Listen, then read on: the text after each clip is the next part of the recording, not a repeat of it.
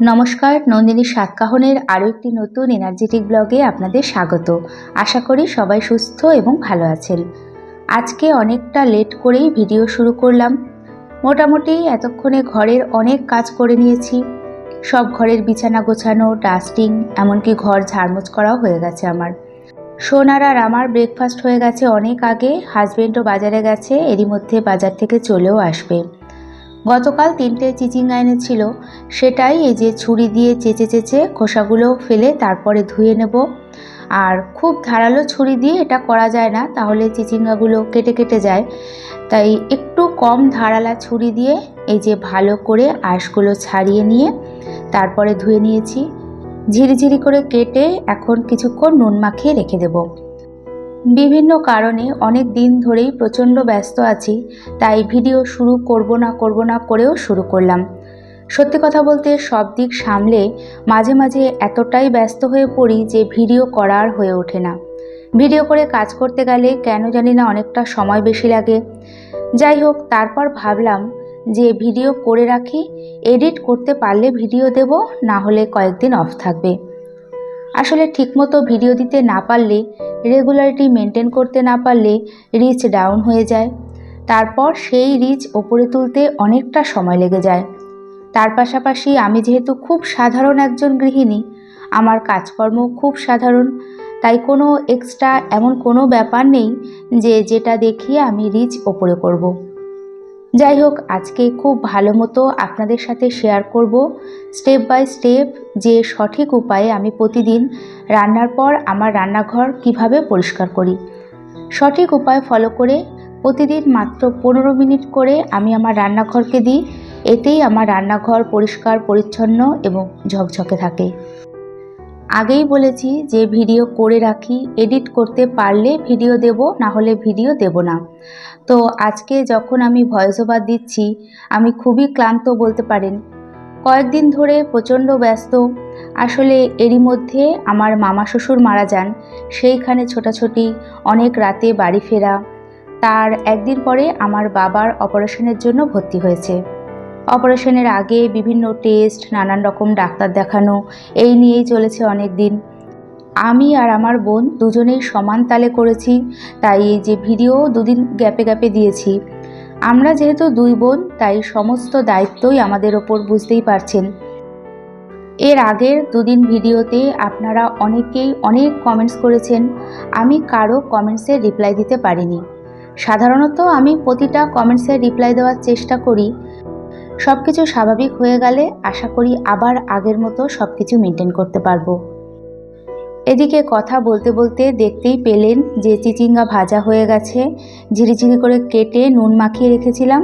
তারপর তেলের মধ্যে কালো জিরে ফোড়ন দিয়ে পেঁয়াজ, কাঁচা লঙ্কা, রসুন দিয়ে চিচিঙ্গাটা ভেজে নিয়েছি। চিচিঙ্গা ভেজে হাজব্যান্ডকে চিচিঙ্গা ভাজা, ওলকচি সিদ্ধ আর একটা ডিম সিদ্ধ দিয়ে ভাত দিয়ে দিয়েছি। হাজব্যান্ড এরই মধ্যে অফিসে চলে গেছে। সোনা আজকে বাড়িতেই আছে, কলেজে যাবে না, তাই আমার কলেজের টিফিনের কোনো তাড়া নেই। আজকে চিকেন রান্না করছি। চিকেনটা আজকে একটু শুকনো শুকনো করে করব আর ঘি দিয়ে করব। নর্মাল যেরকম চিকেন করে সেরকমই করেছি, তবে এর মধ্যে কোনো হলুদ দিইনি।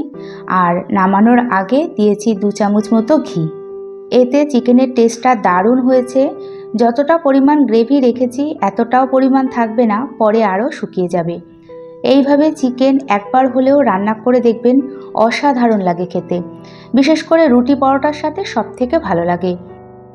ঘি দিয়ে খুব বেশি ফোটাইনি, গ্যাসের ফ্লেমটা বন্ধ করে কিছুক্ষণ ঢেকে রেখেছি।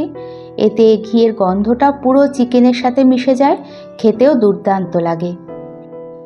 এদিকে আমার রান্নাবান্নার সমস্ত কিছু কমপ্লিট। আনারস এনেছিল, আনারসটা আজকে এই যে কেটে কুটে তারপরে নুন আর চিনি মাখিয়ে ফ্রিজে রেখে দেব। ঠান্ডা ঠান্ডা আনারস খেতে ভীষণ ভালো লাগে। রান্নাঘর পরিষ্কার করার পর আবার এই আনারস কাটার ঝামেলা করতে হবে না, তাই একবারে কেটে রেডি করে রাখলাম। রান্নাঘর পরিষ্কার করার আগে কাউন্টার টপটা পুরো ফাঁকা করে নিয়েছি। এরপর এই যে কাউন্টার টপ, রান্নাঘরের প্রতিটা কর্নার খুব ভালো করে পরিষ্কার করে নেব। প্রতিদিন রান্নাবান্নার পর সঠিক উপায়ে স্টেপ বাই স্টেপ আমি আমার রান্নাঘরটাকে খুব সুন্দরভাবে পরিষ্কার করে নিই। এতে আমার সময় লাগে মাত্র 15 মিনিট। আর বলতে পারেন যে আমার এই প্রতিদিন 15 মিনিটের ক্লিনিং আমার রান্নাঘরটাকে পরিষ্কার পরিচ্ছন্নর সাথে খুব সুন্দরভাবে তেলমুক্ত রাখে। প্রথমেই গ্যাস ওভেনটাকে খুব ভালো করে স্কচব্রাইট দিয়ে আর ডিটারজেন্ট দিয়ে পরিষ্কার করে নেব। ওভেনের স্ট্যান্ডগুলো তো আগেই মেজে ধুয়ে রেখেছি। তারপর খুব ভালো করে পুরো কাউন্টার টপটাকে পরিষ্কার করেছি। প্রতিদিন আমি এইভাবেই রান্নাঘর পরিষ্কার করি। কাউন্টার টপটা খুব লাইট কালার হওয়ার জন্য অল্পতেই ময়লা হয়ে যায়, তো এইভাবে লিকুইড ডিশওয়াশ বা কখনো ডিটারজেন্ট বা আমি ঘরে যে সলিউশনটা বানিয়ে রাখি সেটা দিয়ে পরিষ্কার করে নিই। সাথে সেমভাবে পাশের টাইলসটাও ভালো করে পরিষ্কার করি। সত্যি কথা বলতে প্রতিদিন রান্নাঘর সেমভাবে পরিষ্কার করতে আমার খুব বেশি সময় লাগে না। কোনো কাজ যদি আমরা প্রতিদিন করি, সেই কাজ কোথা দিয়ে শুরু করব বা কোথা দিয়ে শেষ করব আমাদের এই চিন্তাটা করতে হয় না। তার পাশাপাশি কাজের একটা আর্ট চলে আসে বা যাকে বলে কায়দা চলে আসে, যার ফলে খুব ঝটপট করে কাজ হয়ে যায়। আমাদের দিনের শুরু হয় রান্নাঘর থেকে, দিনের শেষও হয় বলতে গেলে আমাদের এই রান্নাঘর থেকে। তার পাশাপাশি রান্নাঘরকে সবসময় হাইজিনিক রাখা, তেলমুক্ত রাখা আর আরশোলা পোকামাকড়ের উৎপাত থেকে রক্ষা করাটা আমাদেরই দায়িত্ব। তাছাড়া বিশেষ করে আমাদের বাঙালিদের রান্নাঘরে বেশিরভাগ সময় মাছ মাংস রান্না হয়, তো একটা ব্যাড স্মেল হওয়া স্বাভাবিক। এইভাবে পরিষ্কার করলে কখনোই ব্যাড স্মেলের হবে না। যাই হোক, প্রথমে আমি দুপাশের কাউন্টার টপটা খুব ভালো করে পরিষ্কার করি। এপাশের কাউন্টার টপে রান্নাবান্নার সময় তেল ছিটে আসা বা তেলতেলে হওয়ার কোনো ব্যাপার থাকে না, তাই এটাকে রেগুলার ডিটারজেন্ট বা লিকুইড ডিশওয়াশ দিয়ে পরিষ্কার করি না, ভেজা টাওয়াল দিয়েও পরিষ্কার করে রাখি। আজকে যেমন ভেজা মাইক্রোফাইবার এই টাওয়ালটা দিয়ে সমস্ত কিছু সরিয়ে ক্লিন করে নিচ্ছি। রান্নাঘরের কাউন্টার টপ আমি সবসময় একটু ফাঁকা রাখতেই পছন্দ করি, যার জন্য রান্নাঘর পরিষ্কার করতে খুব একটা অসুবিধা হয় না আর খুব বেশি সময় লাগে না। রান্নাঘর হোক বা ঘরের কাজ, আমরা প্রত্যেকেই মোটামুটি গুছিয়ে কাজ করতে ভালোবাসি। তার মধ্যেও রান্নাঘরটা যদি সবসময় পরিষ্কার পরিচ্ছন্ন গোছানো থাকে, একটা অন্যরকম শান্তি পাই। আমার মনে হয় যে আমরা কোনো জায়গা যদি গুছিয়ে পরিষ্কার পরিচ্ছন্ন করে রাখি, তো অনেক কিছুই খুব সুন্দর করে রাখা সম্ভব। মাইক্রোফাইবার টাওয়ালটা দেখতেই পেলেন বারবার করে ধুয়ে সমস্ত জায়গা ভালো করে মুছে নিয়েছি। এবার এই যে কিচেন ক্যাবিনেটগুলো ঝটপট করে পরিষ্কার করে নেব। ঘরে আমি যে লিকুইড সলিউশনটা বানিয়ে রাখি সেটা স্প্রে করে এই ক্যাবিনেটগুলো ভালো করে মুছে নেব। লিকুইড সলিউশনটা তৈরি করা আজকে আর শেয়ার করলাম না, বহুবার শেয়ার করেছি। তো দেখতেই পেলেন বেশ কিছুটা রয়েছে, আর যেটুকু রয়েছে আমার 2-3 দিন খুব ভালোভাবে চলে যাবে। শেষ হলে আবার তৈরি করে রাখবো। তাও নতুন অনেক বন্ধুদের জন্য মুখেই বলে দিচ্ছি, সলিউশনটার মধ্যে আছে ভিনিগার, বেকিং পাউডার, অল্প লিকুইড ডিশওয়াশ জেল আর জল, সমস্ত কিছু মিশিয়ে এই যে সলিউশনটা তৈরি করে রাখি। এটা দিয়ে যে কোনো জায়গা খুব ভালোভাবে পরিষ্কার হয়, এতটুকু তেল চিটে থাকে না। আর যারা যারা ইউজ করেছে সত্যি এটা বলেছে খুব উপকার পেয়েছি।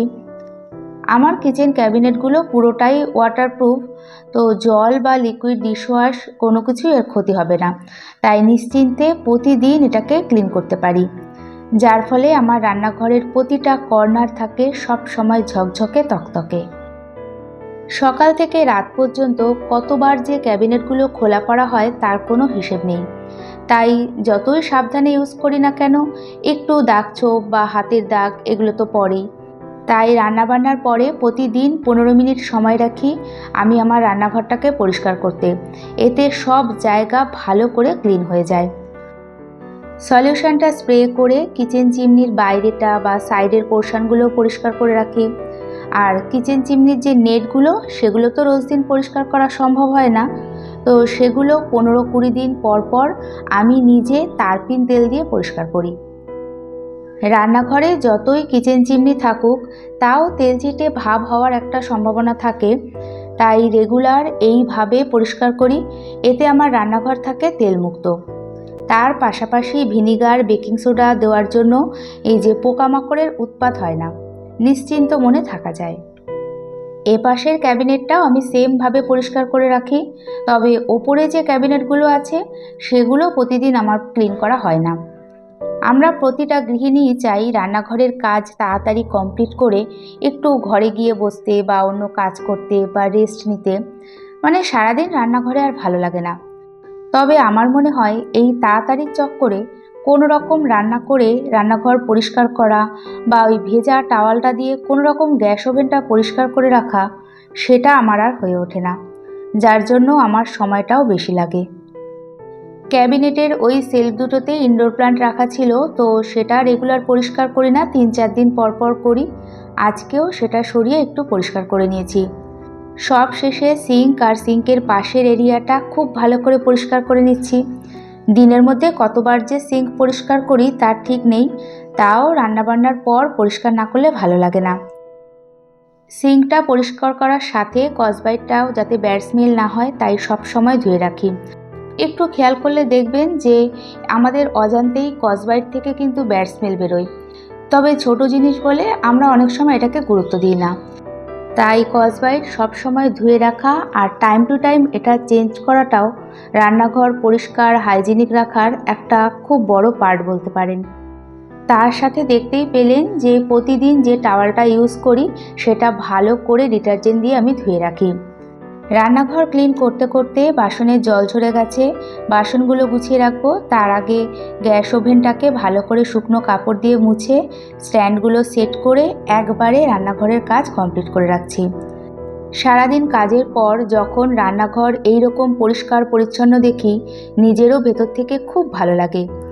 রান্নার পর প্রতিদিন 15 মিনিট হাতে সময় নিয়ে আমি এইভাবে আমার রান্নাঘরটাকে পরিষ্কার পরিচ্ছন্ন করে রাখি। এরই সাথে আজকে ভিডিওটি এখানেই শেষ করছি। ভিডিওটি ভালো লেগে থাকলে একটা লাইক করে কমেন্টস করে চ্যানেলটি সাবস্ক্রাইব করে রাখতে পারেন। আর এতক্ষণ আমার সাথে থাকার জন্য সবাইকে জানাই অসংখ্য ধন্যবাদ।